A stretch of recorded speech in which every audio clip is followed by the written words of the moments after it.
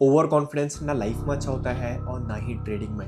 पैसे कमा लूंगा बहुत ज़्यादा, मेरे दिमाग में बस यही था कि मेरे को तो ट्रेडिंग करनी आती है। ओवर कॉन्फिडेंस के चलते मेरा 5% का फंडेड अकाउंट डूब गया। शुरू से बताता हूँ क्या हुआ।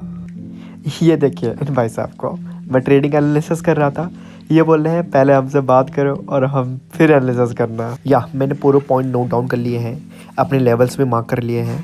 देखते हैं अगर हमारे लेवल्स पे मार्केट आएगी तो देन हम एंट्री करेंगे। सब एनालिसिस हो चुकी है। अभी चलते हैं ऑफिस को थोड़ा देर बाद। या हमने जो जो लिखना था लिख दिया एंड जितनी एनालिसिस करनी थी कर ली। अगर मार्केट हमारे लेवल पर आएगा तो हम बाय कर लेंगे, नहीं तो सेल कर लेंगे। गुड मॉर्निंग दोस्तों, तो कैसे हो आप लोग? तो अभी मैं हूँ अपने घर, तो अभी चलते हैं ऑफिस उसके बाद। ठीक है, उससे पहले थोड़ा एक्सरसाइज कर लेते हैं। ठीक है, तो या एक्सरसाइज हो चुके हैं, अब तैयार हो जाते हैं ऑफिस के लिए एंड चलते हैं ऑफिस। भाई कीचड़ ही कीचड़ हो रखा, बारिश ही बारिश हो रही है यहाँ पे। या मौसम अच्छा हो रहा है ना एकदम। तो हम चल रहे हैं अभी ऑफिस को। ठीक है, बस छूटने वाली है और जल्दी से दौड़ लगाते हैं एंड बस में बैठते हैं। चलो, तो बस छूटने वाली है, जल्दी चलते हैं भाई। चलो भाई, बस मिल चुकी है, अब चलते हैं भाई। यो यो यो यो। क्या बस ने हमको छोड़ दिया था एंड हम जा रहे हैं ऑफिस।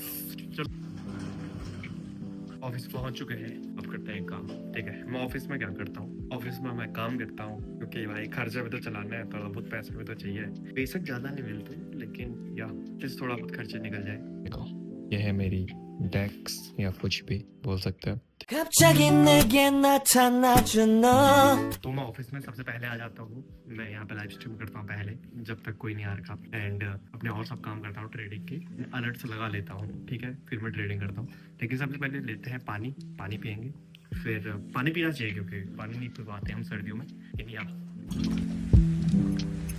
तो मैंने अपने जर्नी रिकॉर्ड करने के लिए, ज़्यादा इंप्रूव करने के लिए एक सीक्रेट चैनल बना रखा है जिस पर मैं लाइव स्ट्रीम करता हूँ, जहाँ मेरे को कोई नहीं पहचानता। एंड मैं जितने भी ट्रेड करता हूँ प्लान वहीं पर करता हूँ। ठीक है, जिससे मेरे पे एक डाटा हो सके फ्यूचर के लिए कि मैंने कितना इंप्रूव करा या नहीं।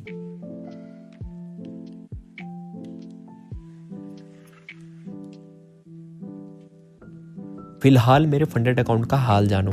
ओवर कॉन्फिडेंस ना लाइफ में अच्छा होता है और ना ही ट्रेडिंग में। ओवर कॉन्फिडेंस के चलते मेरा 5% का फंडेड अकाउंट डूब गया, जो कि मात्र 5K का था। शुरू से बताता हूँ क्या हुआ। मैं इंडियन मार्केट से फॉरेक्स मार्केट में शिफ्ट हुआ। मैंने सोचा फंडेड अकाउंट ट्रेड करूंगा, पैसे कमा लूंगा बहुत ज्यादा, फिर इंडियन मार्केट में डाल दूंगा। बस यही सोच के मैं यहाँ आया था। मेरे दिमाग में बस यही था कि मेरे को तो ट्रेडिंग करनी आती है, फंडेड अकाउंट में यू क्लियर कर दूंगा और यहाँ से पे आउट आराम से निकाल दूंगा। ये कॉन्फिडेंस था मेरा इससे पहले। तो हुआ ये, पहले दिन 10K का अकाउंट लिया, दूसरे दिन फर्स्ट फेज कंप्लीट कर लिया, वो उड़ गया। उसके बाद मैंने 100K का अकाउंट ट्रेड करा। उसके बाद मैंने करा 25K का अकाउंट ट्रेड एक्स ट्रेडर का। वो 2 दिन में 1% अप हो चुका था। सब ठीक चल रहा था एकदम। मैं जर्नल बना रहा था, अपने रूल्स फॉलो कर रहा था, हर चीज सब ठीक हो रही। लेकिन जब एक्स चलेगी, पता नहीं क्या सीन है उनका। ठीक है, अभी आएगी नहीं आएगी कुछ नहीं पता। तो मैंने सोचा कि हमारे पास 1 महीना है, इस टाइम में अपना ये टाइम तो वेस्ट करूंगा नहीं। तो मैंने ले लिया 5% का फंडेड अकाउंट, वो भी 5K का। मैंने बोला बस 1 ही महीना तो है, 5K का तो कर ही लूंगा आराम से पास। जब मैंने बड़े बड़े अकाउंट ट्रेड कर रखे हैं तो 5K क्या है मेरे लिए। ये इतना गंदा माइंडसेट मेरा बन चुका था। तो मैंने 5K का अकाउंट लिया। तो मैंने 5K का फंडेड अकाउंट बहुत कैजुअली ले लिया। मैंने बोला छोटा अकाउंट है, मैं तो बड़े अकाउंट ट्रेड करता हूँ, ये क्या है मेरे लिए।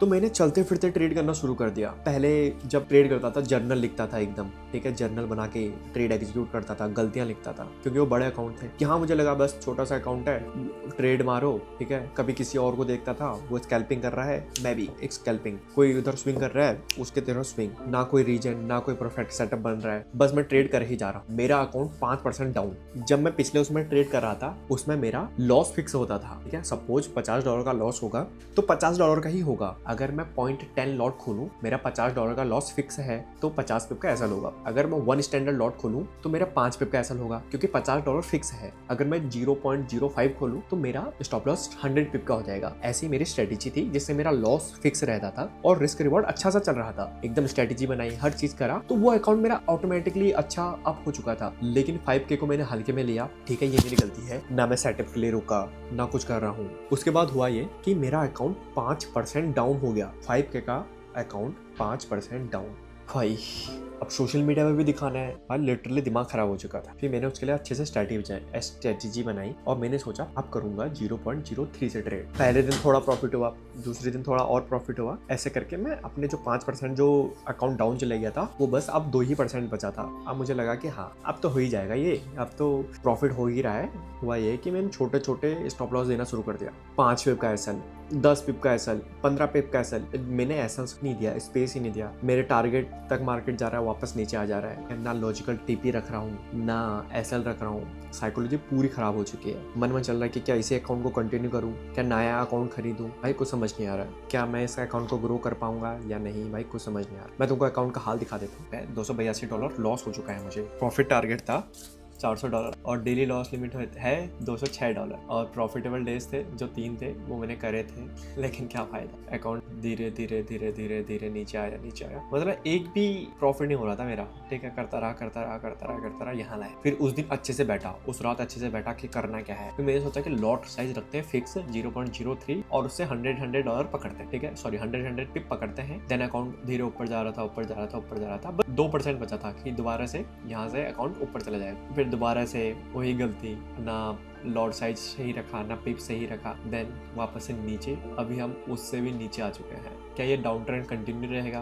क्या मैं यहाँ पे सपोर्ट बना के वापस ऊपर जाऊँगा? I don't know. मेरी साइकोलॉजी पूरी ख़राब हो चुकी है। मेरे को नाज था जिस साइकोलॉजी पे, क्योंकि मैंने इंडियन मार्केट में ब्रोकर्स के पास सेलिंग कर रखी थी तो साइकोलॉजी बहुत बढ़िया थी। बट फंडेड अकाउंट ने सब बर्बाद कर दिया एंड मैं फंडेड अकाउंट में उलझता ही जा रहा हूँ। इसमें मैंने लॉट साइज फिक्स कर रखा है। इसमें आज गलती से एक लॉट साइज खुला था, नहीं तो मैं लॉट साइज छोटा ही रख रहा हूँ। भाई एक्यूरेसी इतनी ख़राब हो चुकी है, क्या ही बताऊँ यार। Total trades 74, profit trades 22। भाई लॉस देखो तुम, लॉस वाली बाउंड ट्रेड्स, लॉन्ग 38, 37। ठीक है, ग्रॉस प्रॉफिट इतना $238 ग्रॉस प्रॉफिट है।